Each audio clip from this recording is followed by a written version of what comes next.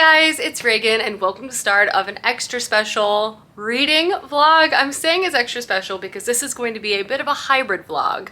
I just got back in the country quite literally yesterday, and Clay and I are now officially married, which is ultra exciting, but it also means our life is a little bit of a disaster. So this is going to be a reading and productivity vlog, which honestly I'm really so excited about. I'm happy to report Clay's and I's wedding was great. It was so amazing to be surrounded by so many friends and family and just be able to spend so much quality time with each other and also others we love so much. It also wasn't a scam, which so happy to say was the case.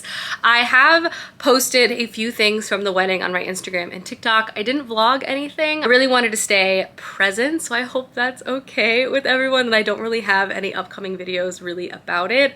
I only have like very casual photos and videos I took like on my phone, and then like my professional wedding photos, which again, I've posted a preview on my Instagram. But we are now back, and I'm honestly so excited to also be back. I love fall, and I feel like I'm about to jump headfirst into the fall season. But before I can really do that, get all my stuff out and begin decorating, if you will, I need to kind of get all my ducks in a row, and part of that is just getting cleaned up and organized, especially after so many weeks away from home. So that is what this vlog is about. It's about cleaning, getting organized, putting stuff away, and prepping my life to basically fall headfirst into the fall season. But as I said, this is not just a productivity vlog, it's also a reading vlog. And the book I'm gonna be reading over the course of the next 2 days is Vampires of El Norte by Isabel Canas, one of my most anticipated releases, not just for the fall season, but for the whole year. This is a horror, but still very melodramatic, really interesting and angsty vampire-centered story in the 1840s on the border of Mexico and Texas during the conflict between these two governments. We follow our main character who had an attack many years earlier, probably centering vampires, and now we're following her in the present during this conflict.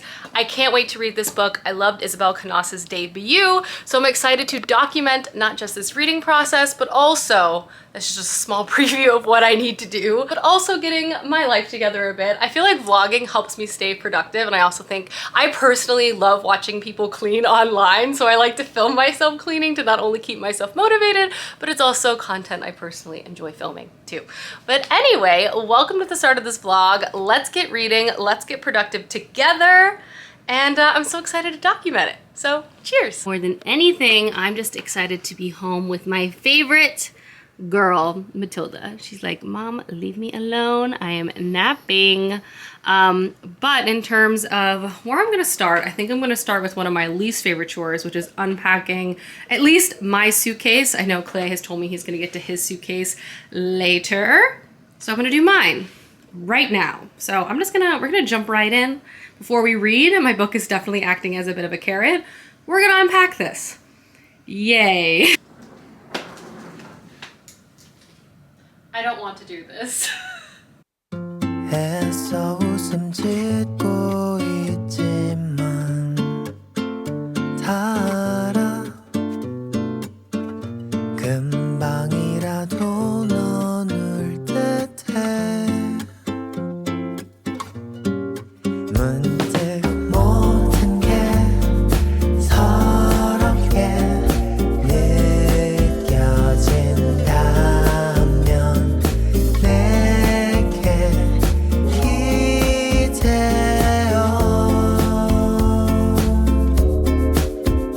행여나 그대 외로움에 날 찾아도 같은 곳에서.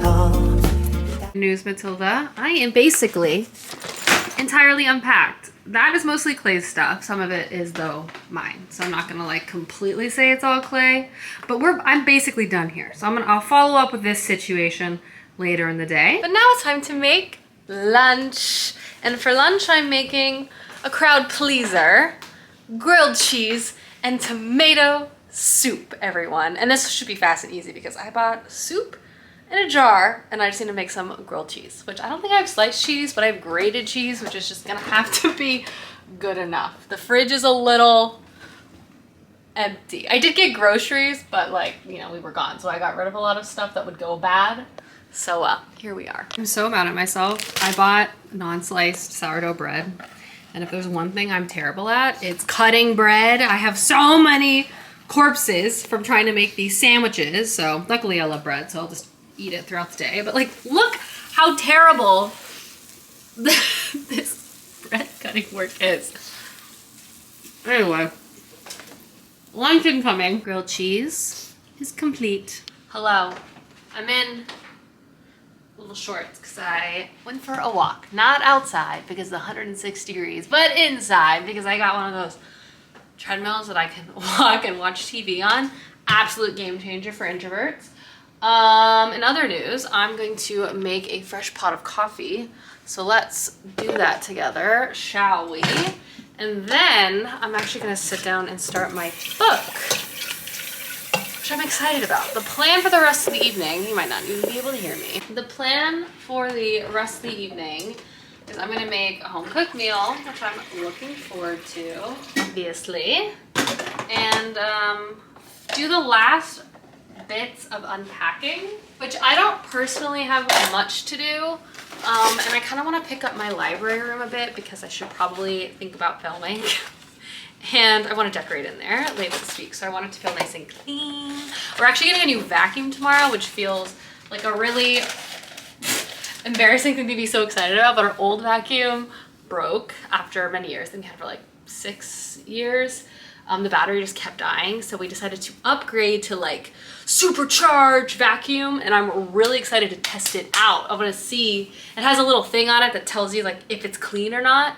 I'm pumped about it. When you have a dog that sheds, it's a little things in life. We are almost out of coffee, but that's really what's going on. So tomorrow I'll vacuum, today I unpack.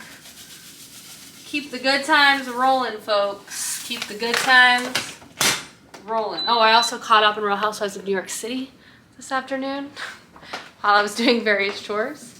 But now we read. Sitting down to read.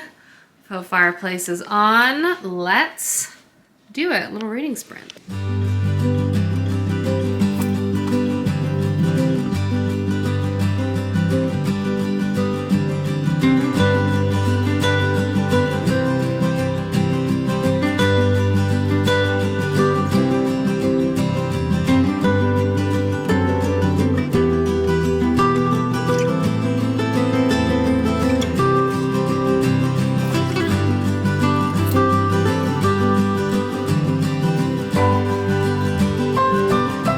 Hello, it's me. I have read 50 pages of The Vampires of El Norte.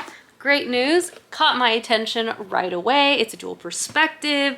I can already tell it has lots of atmosphere, lots of angst. It's definitely like a gothic horror story, which when it comes to horror, gothic is always my favorite because I feel like it leans so heavily on atmosphere, miscommunication, dramatic connection between characters, as well as like things that kind of go bump in the night. And as we know, it's called Vampires of El Norte, so you kind of get what's going on.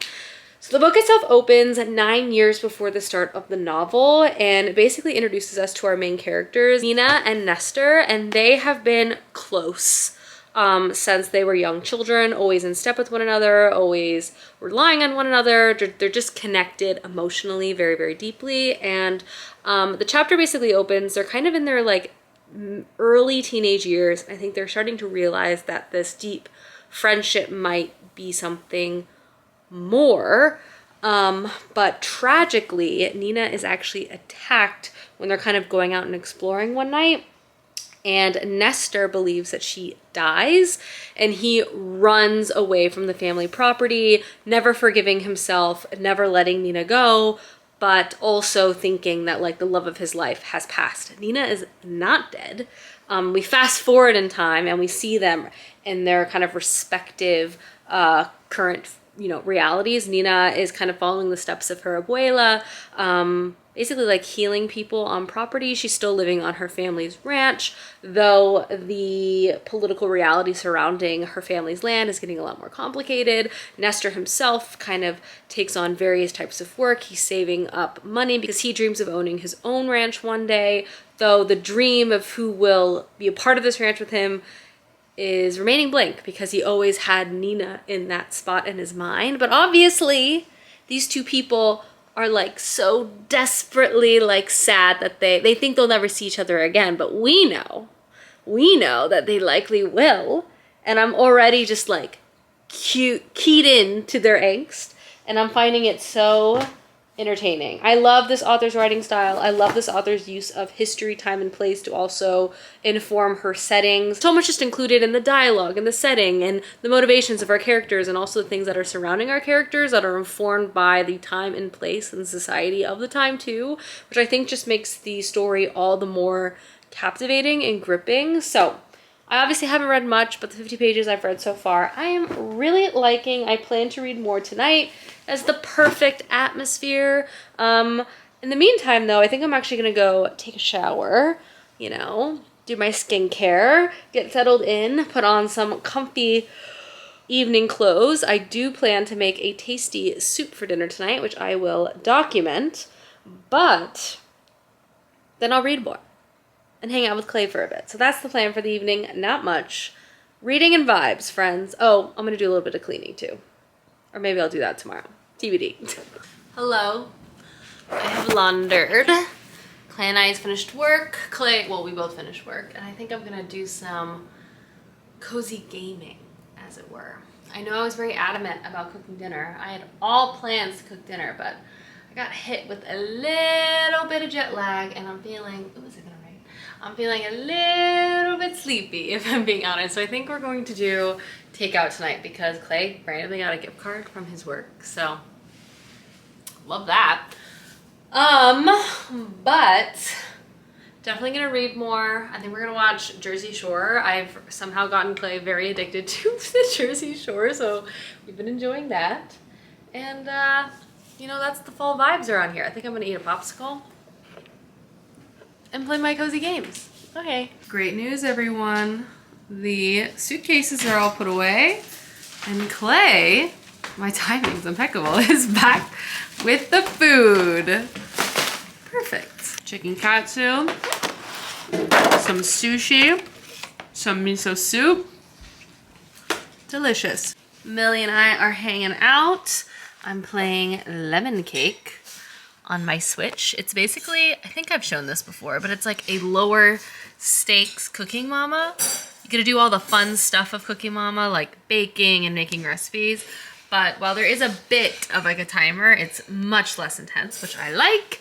And then for TV, I am gonna watch a little bit of Vanderpump Rules. One of the nice things about traveling is you have so much reality TV to catch up on when you return home. So that, I mean, Vanderpump Rules is over. I'm doing a rewatch right now, but still, I have so many Real Housewives episodes to watch, so much to see, so much to consume. So I'm gonna do this for a little while, and then I'm gonna go probably to bed early because I'm tired, and do some more reading of The Vampires of El Norte, which I'm really, really enjoying. It is time to read and hopefully not get scared. Morning, everyone. I've actually been up for almost an hour. Yes, the perks of jet lag is you wake up very early and then you can do a bunch of reading, a lot of reading, before the workday even fully begins, which we love to see. So I'm gonna make some coffee. I'm gonna sit down and read more of my book, which I did get to page like 100 last night, so I also owe y'all a reading update. I'm really liking it. It's the perfect combination of like drama and romance and mystery and a little bit of horror. I'm just very entertained so far, but I'm gonna read more. I'll update you more in depth. But for now, coffee. I have read 150 pages of this book. I'm truly flying through it. I'm almost a little sad that I'm not listening to the audiobook because I loved the audiobook of Isabel Canas's previous work, and I feel like this would be just as good. The dual POV of reading between Nina and Nestor, the angst, the intense emotions that are spilling out between these two characters, I just feel like would be a delicious thing to listen to. But the plot of this book is a really engaging one. While I'm a sucker for a haunted house story, which was her previous work, I think what she's doing with this vampire plotline is really interesting. She's paralleling like human vampires and monster vampires. Like there are people coming from America trying to steal land from families who have lived in the area for many generations. They're sucking the land dry, destroying, killing, doing whatever they want in the name of greed. And there's also these monsters that are also literally sucking people dry, some sort of sickness, some type of curse also roaming the land. And these two things are obviously very much attached. And I think this parallel expression is working quite well from a dramatic point of view. But I'm liking even more in this one, even more than the previous novel by this author, is this dramatic relationship that's at the heart of it.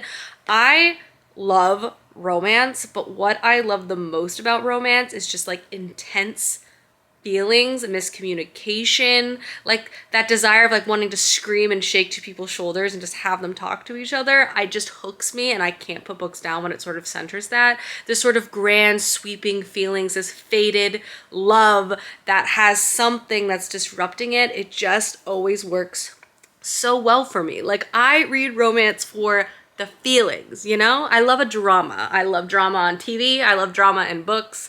And that's how I feel about this. And I feel what's so interesting here too with our two main characters is they're both grieving and processing extreme emotions, but they're different. So for Nestor, he was grieving Nina for 9 years. He thought she was dead. He was trying to move on with his life, also process the guilt of feeling responsible for her death, never returning home because the memories of her he thought would destroy him.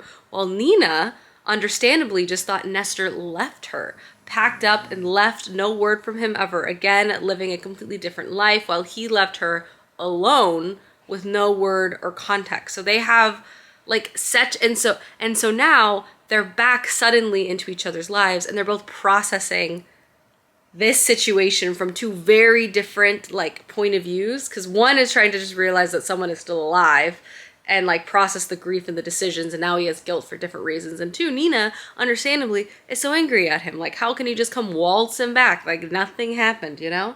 And so this sort of exchange between these two characters is just creating some delicious back and forth. And then you combine that with some type of weird scary attacks that are happening, and also with an armed conflict just happening with a group of men who are trying to fight and protect their land against these people coming down from Texas and America who are trying to steal their land. So it's like we got this war, we have this war camp, we have this monster, we have all these feelings. It's just a really gripping situation, and again results in me reading it really quickly.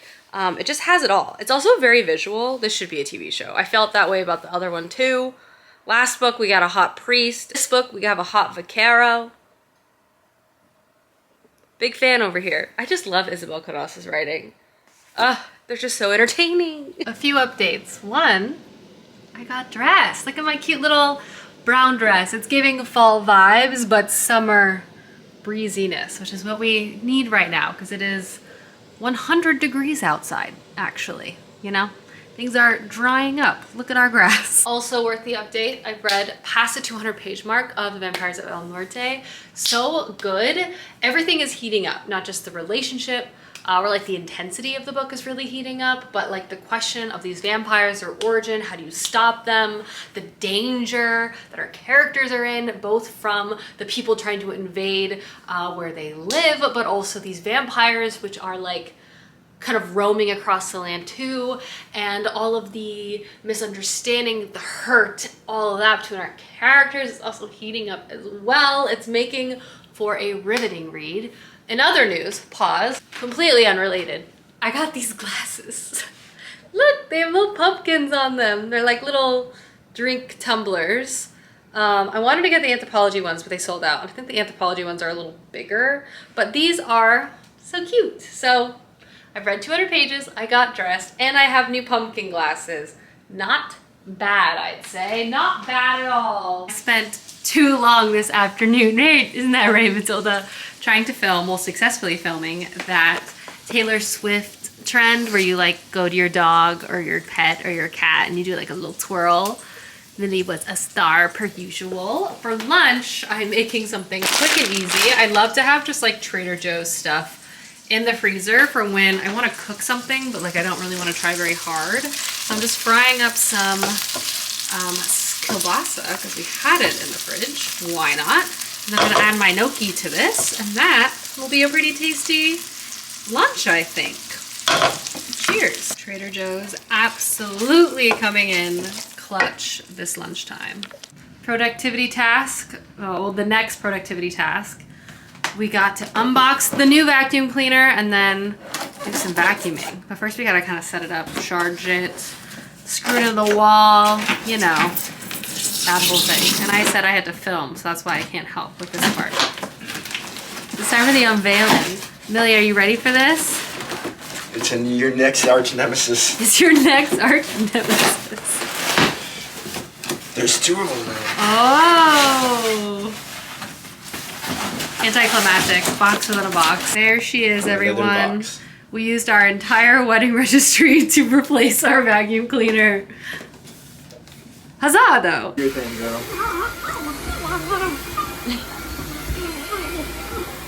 Looks to be in working order.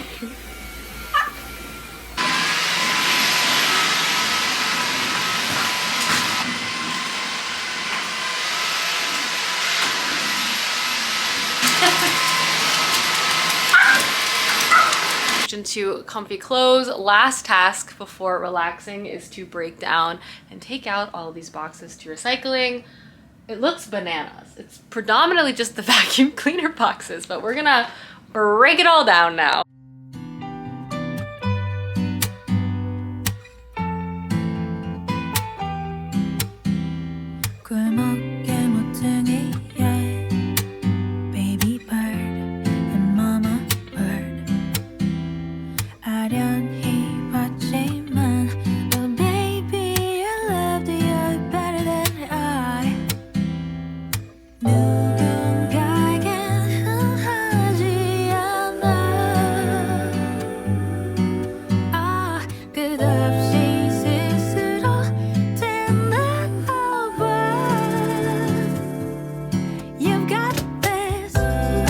Guys, it's raining outside. I cannot believe it. We haven't had rain in like 2 months.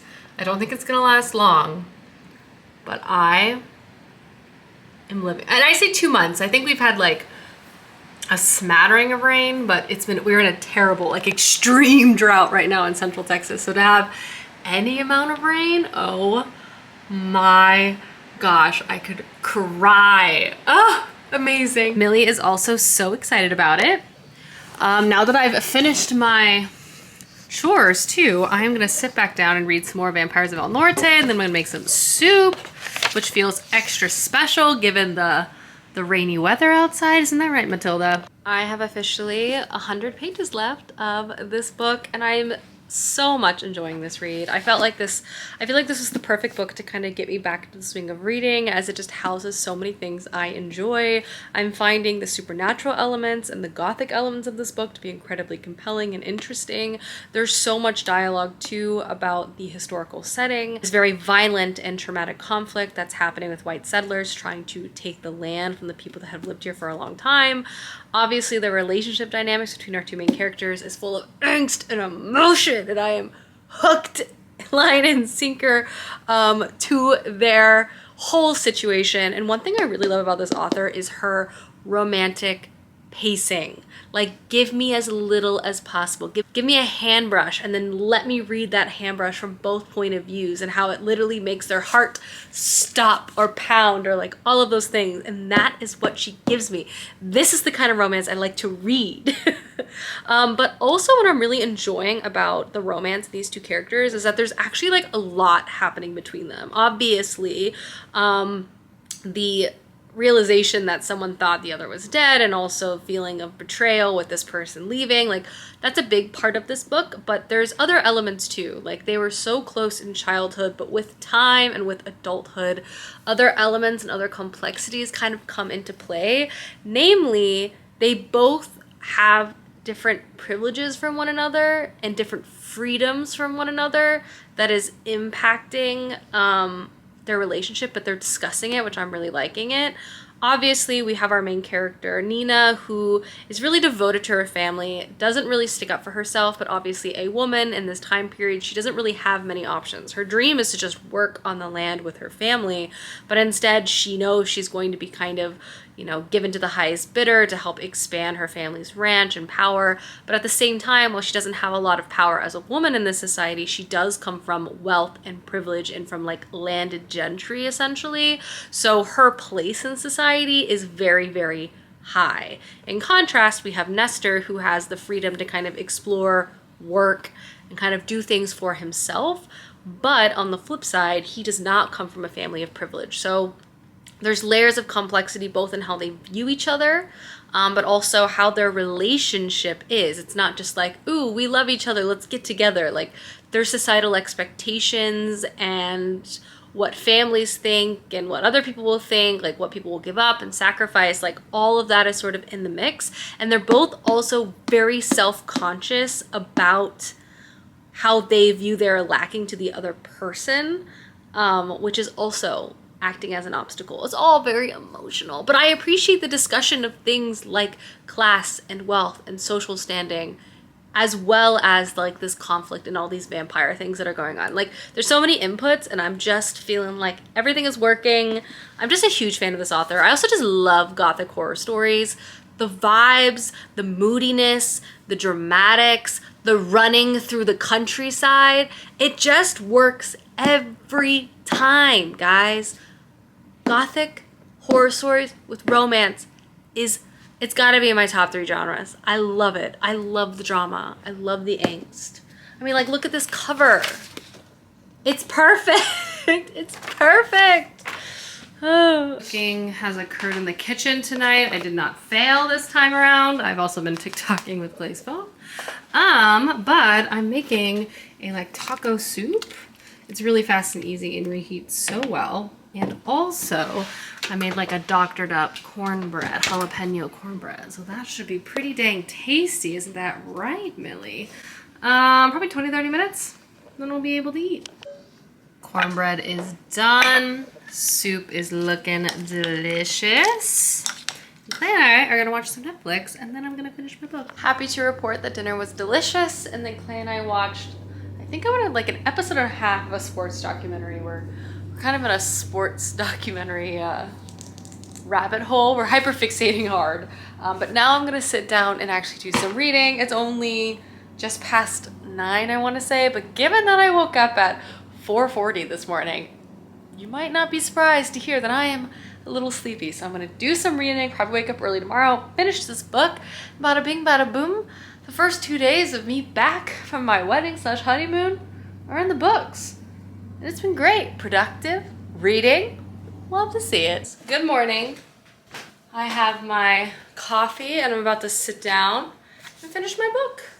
On track to finish it this morning, no problemo. I have about 50 pages left and I'm dying to see what is going to happen next. Oh my God. All of the plot inputs just makes this book like unputdownable. Like, there's so many things I am emotionally concerned with. I'm pulled in so many different directions. Family drama, interpersonal drama, vampires. And I don't know, I don't know how this book is going to end at all. Like, especially in regards to the conflict and how they're going to kind of wrap up the supernatural element, but boy, am I curious about it. So let's go sit in the library room with my, how humid it is. Hey, but I'll take the humidity because it means it rained, with my cup of coffee. And we are gonna finish this book now and wrap this vlog up. Hi guys, I finished The Vampires of El Norte and I enjoyed this book so much. It's hard for me to pick a favorite between this and The Hacienda, which came out last year. They're just both such perfect fall reads. If you love gothic horror, if you love Jane Eyre, sweeping landscapes, dramatic will they won't they, romance, historical settings, family dynamics, like, you have to check these books out. This author is doing it and I'm obsessed with her like niche that she's currently writing in. It's just ticking all of the boxes for me. I found this book to be so unbelievably entertaining. You need to read it. Loved it. This really kickstarted my reading, I feel like, from taking kind of a long period off because I did not read at all for the past 2 weeks. So this was a great way to kind of get back into the habit. But anyway, I hope you guys enjoyed this vlog, a little bit of productivity, a little bit of reading, and I will see you guys soon with another one soon. Goodbye.